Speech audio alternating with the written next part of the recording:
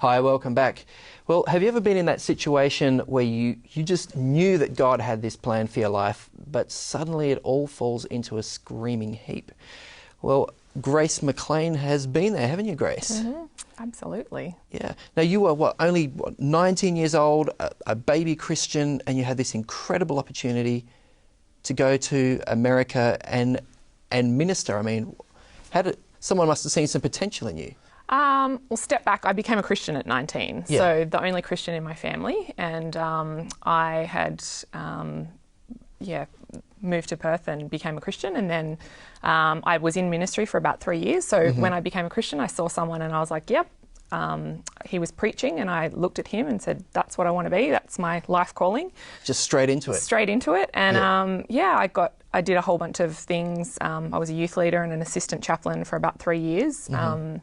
As I was kind of learning to be a Christian, and it kind of all happened very quickly, which often it does when you, I guess, if you feel that that's your calling. And then when I was 23, I got an opportunity where I was flown to America to find out if I could work over there as a missionary for 12 months. So I got flown over. If I was meant to be there, then I could stay. If I didn't, I could come back and get on with my job where I was. So you were going to be there to sort of help the pastor out and sort of observe and learn, be mentored and all that sort of stuff. Yeah. So that stage I'd been a Christian for 3 years and or just over 3 years, and it was, for me, I hadn't studied theology. I hadn't even finished high school, to be honest. So I hadn't gone and done theology, and I was doing missionary work and felt that ministry was my calling. So America's a big place where you kind of get a lot of inspiration, and there's a fair bit of spirituality that flows around in and out of everything over there. And okay, so you got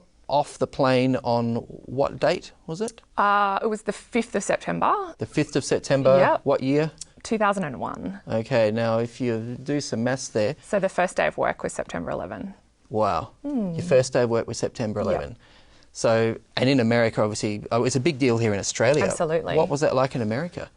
Very overwhelming. You had flags everywhere. Everything was being threatened. So bombs. So you would go to the stationery store and they'd close off the car park because there was a bomb threat. You would, all the different major theme parks or studios were under threat for being bombed. So everything was locked down. Absolutely. And paranoia, security everywhere. And then there was anthrax, so the whole anthrax thing was coming out. Anthrax in the envelopes, yes. Yeah, so that was all happening at the same time. So mail was suspect. Public areas were suspect. Yep. Yeah, so there was a fair bit of that going on, and when any major world problem happens, we all turn to the apocalypse and last end of times and all that sort of stuff. So that was all going on as well in the background. And in the middle of all this, just I guess the people in the church you were working with and people generally in the public would have been asking a lot of questions, having a lot of spiritual, difficulties and crises and that sort of stuff. And it was at that point that the pastor you were working with said, you know what? I'm actually struggling with some stuff, some personal stuff, and I don't think I can do this anymore. It's great you're here, Grace. You can take over the church for me. Yeah. How did that feel? Well, that was actually also the first day of work. So the pastor had been going through some stuff himself, and I think he thought when I was coming over that would help him. And wherein in fact, you can't help anyone else. Everyone sort of really has to help themselves. So when I got there, it was like a really fresh, new face that could actually just take over. That's what he thought. So away went my mentoring, and he just said, there were 2 churches, but I got a church that had 18 to 35-year-olds, and there was about 30 to 40 of them, and they were then, for that group of people, I was responsible for the church. Wow. Okay. So how long were you working in that church? Pretty much 15 months. Pretty much unsupported with. I actually was supported by a different church, which was quite interesting. So there was a group of people that came and met at the church, and they often said, we came to get you. So they had met twice at our church. Okay. So after 15 months of ministry, how were you feeling emotionally and spiritually? I had nothing. I was less than nothing. So, I came home and lived back on the East Coast. So I had been in the West Coast and came back to live with my sisters and my mum on the East Coast. And I couldn't open my Bible. I didn't want a bar of it.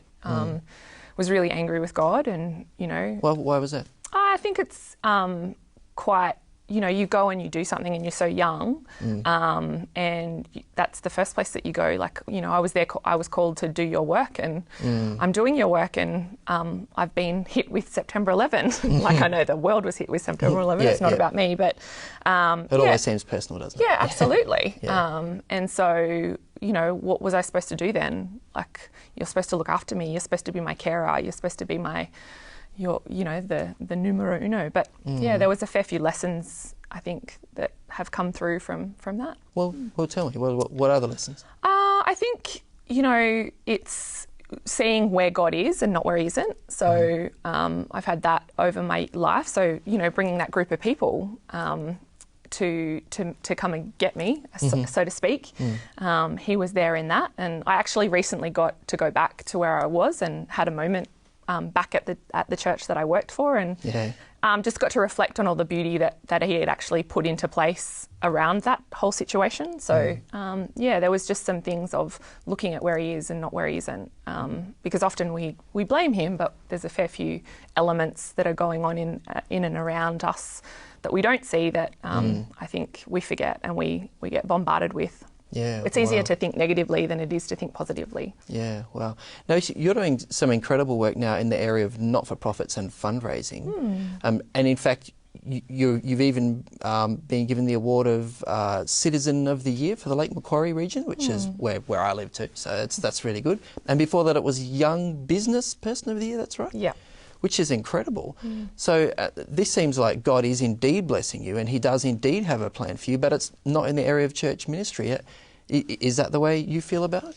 I think when I came back, I realised, because when I came back from Hollywood, I had to go and work somewhere that I didn't have to think about anything. I worked for an accounting firm, and I had to not think about it. And it was then that I realised that you can be anywhere doing ministry. So it doesn't matter. Ministry is about the people that you help and supporting the people around you and noticing the people that are around you and giving God or God using you to be hopeful in those lives. Like, if you just look around, hope is needed everywhere. And I think that was the biggest thing that I learnt coming back from the battle that I had within myself from Hollywood. But yeah, so now it's really about, I felt that it was an accident, but maybe it's God's divine plan, whatever you want to call it. But it's helping people on a greater scale, and it's very much, it's still bringing hope to people. It's mentoring and supporting, and for those people in the not-for-profit space who struggle a lot with that. Wow. And you did end up opening your Bible again. You said you couldn't open it for a while. Yep. There's a particular verse that you said it has really sort of helped you make sense of all this. Yes. Romans 8:28, for we know that through all things God works for the good of those who love him, who have been called according to his purpose. Yeah. So that was the one that I would hold on to, in saying that, you know what, God, I don't understand your plan, and I don't know what you're doing, or I don't get it, but you're big enough and scary enough and ugly enough to manage all the stuff that's going on in my life. And, you promised this, and that's what I'm going to hold on to. So. Yeah, wow. Well, it's an incredible journey that you've been through, Grace, and obviously I'm sure God's not finished with you yet. Got many more lessons for you to learn, but thanks so much for, just sharing that part of your story with us. I really appreciate it. Thanks for having me. We'll be back straight after the break.